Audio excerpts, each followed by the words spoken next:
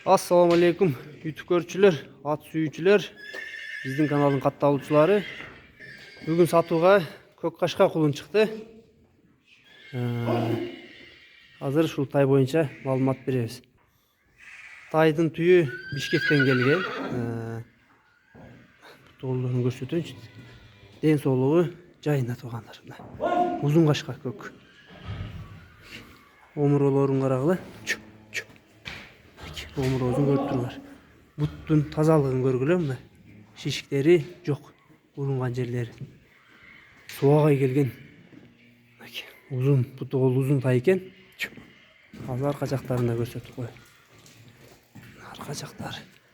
Азыр кулундун тишин, боюн, мүчө башын өлчөп көрсөтөбүз.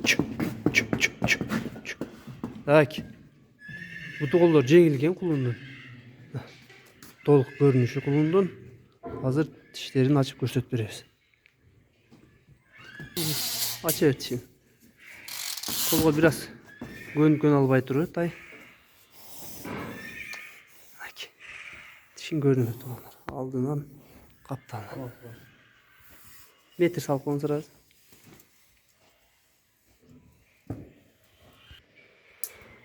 Metri dap geldik. Tüyünün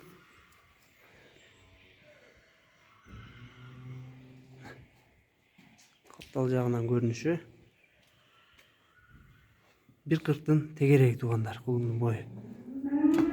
Болду.